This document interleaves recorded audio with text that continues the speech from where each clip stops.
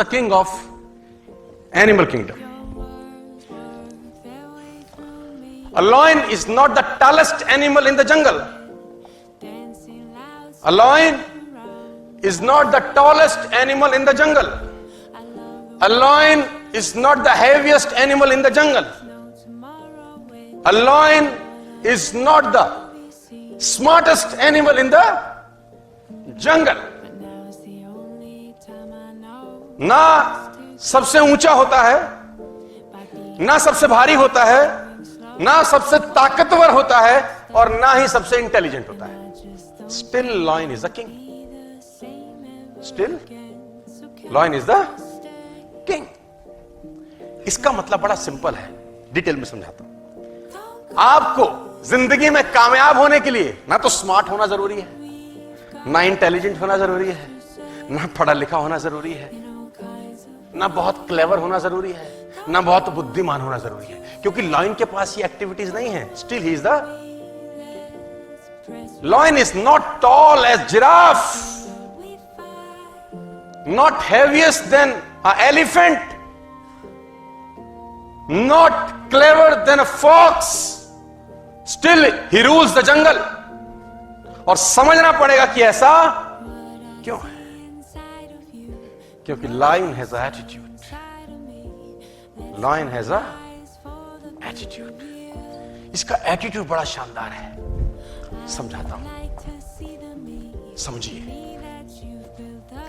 देखो, a lion is the king of the jungle because of its attitude. The lion has a different attitude that makes every animal afraid of him. इसका attitude ऐसा है कि सारे के सारे जानवर इससे डरते हैं. डरने का मेरा मतलब है उसका रिगार्ड करते हैं एक तरीके से, है ना. Giraffe regard the lion, elephant regard the lion, hippopotamus regard the lion, rhino regard the lion, fox regard the lion, monkeys regard the lion. What makes this massive animal respect such a small cat? देखने में तो छोटी सी बिल्ली ही तो है. क्यों ऐसा होता है कि लायन का सब रिगार्ड करते हैं या डरते हैं दूसरी भाषा में? It's because of its the attitude is different by difference. जैसे ही लायन ने एलिफेंट को देखा, समझिए, जैसे ही लायन ने एलिफेंट को देखा, उसके दिमाग में एक चीज आई, लंच.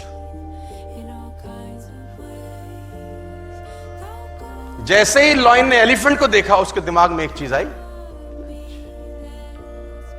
जबकि लायन से एलिफेंट 10 गुना एटलीस्ट भारी है.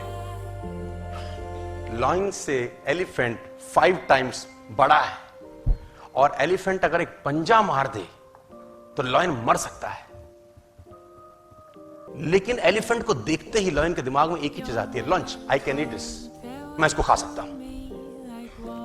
और दूसरी दिशा में एलिफेंट ने जैसे लायन को देखा, उसके दिमाग में आया, ईटर, साला खाएगा,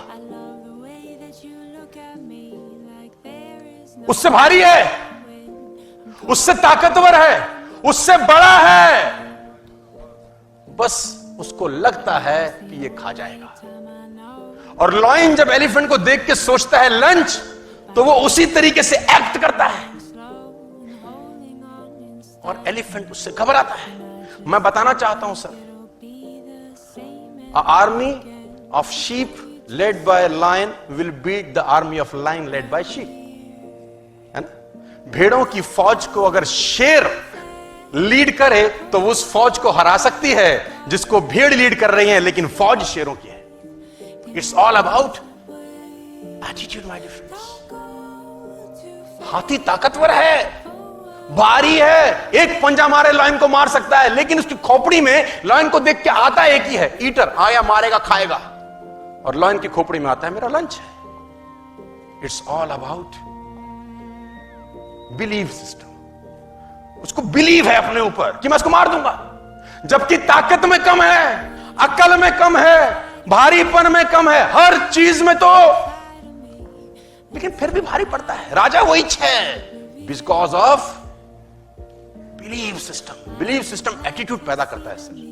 आप कितने ही टैलेंटेड क्यों ना हो नेटवर्क मार्केटिंग के अंदर, कितने ही बढ़िया परिवार से क्यों ना आए हो, कितना ही लिस्ट क्यों ना हो आपका, आपके पास सारी सुख सुविधाएं हो, आपका अपलाइन शानदार हो, आपके पास दुनिया का बेहतरीन प्रोडक्ट हो, आप फेल हो जाएंगे अगर आपका बिलीफ सिस्टम वीक है।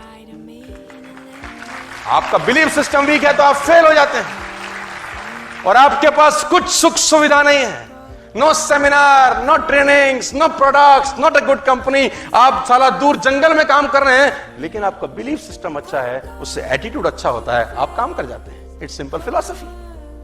नेचर बहुत कुछ सिखाती है। मैं बार बार एग्जांपल देता हूं। Before 1964 it was a myth कि कोई भी आदमी 1 मील की यात्रा 4 मिनट से पहले में नहीं कर सकता।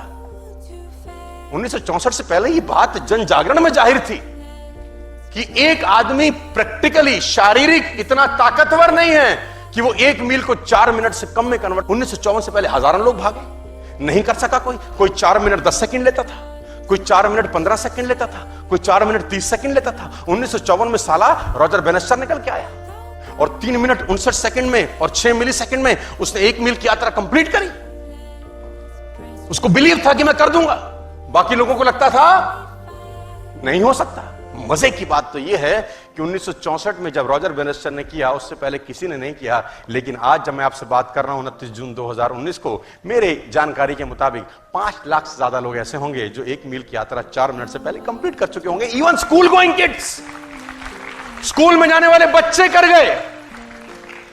क्योंकि 1964 से पहले जब लोग ट्रैक पे दौड़ते थे तो उनके दिमाग में रहता था आज तक नहीं हुआ, आज भी नहीं होगा। हेलो, 1964 के बाद लोग जो ट्रैक पे दौड़े तो लोगों को लगा था साला रॉजर बेनेस्टर कर सकता है तो मैं भी कर सकता हूं। बिलीफ सिस्टम, और उस बिलीफ सिस्टम के हिसाब से वो एक्ट करते हैं और बिलीफ सिस्टम से एटीट्यूड पैदा हुआ और खेल चेंज हो गया। मैं बार बार उदाहरण देता हूं सर, 2011 से पहले किसी ने वनडे में डबल सेंचुरी नहीं लगाया था। Before 2011 nobody scored 200 in one day international। Sachin Tendulkar came और साउथ अफ्रीका के अगेंस्ट उसने 200 किया। हेलो, याद है? उससे पहले साला कोई 200 करता था? कोई नहीं करता था। साला टीम 200 कर जाए तो बल्ले बल्ले भाई। अगर वनडे में कोई टीम 200 कर जाती थी उस जमाने में तो लगता था आहा क्या खेले हैं ये लोग। और कोई 250 कर जाए, जीते जीते, और 300 कर जाए, अरे पहाड़ बना दिया, पहाड़। किसी से भी गेंदबाजी करा लो अब तो, क्योंकि वनडे में 100 लगता था, यही बहुत था यार। और 2011 में सचिन तेंदुलकर ने जब डबल सेंचुरी बनाया तो मैं आपकी जानकारी के लिए बता दूं 2962 वनडे हो चुके थे उससे पहले, 2962 वनडे इंटरनेशनल। क्योंकि बिलीफ ही नहीं था ना कि कोई वनडे में 200 मार सकता है। और ये 5 फुट 5 इंच का आदमी 200 मार गया। क्या जानते हैं चेंज हुआ 2011 के बाद? Belief system. और उस बिलीफ सिस्टम से एक्टिविटी चेंज हुई, एटीट्यूड बदल गया लीडर्स का, और उन प्लेयर्स का एटीट्यूड बदल गया। और उसके बाद सिर्फ 180 वनडे के गैप में सहवाग ने उसको ब्रेक कर दिया।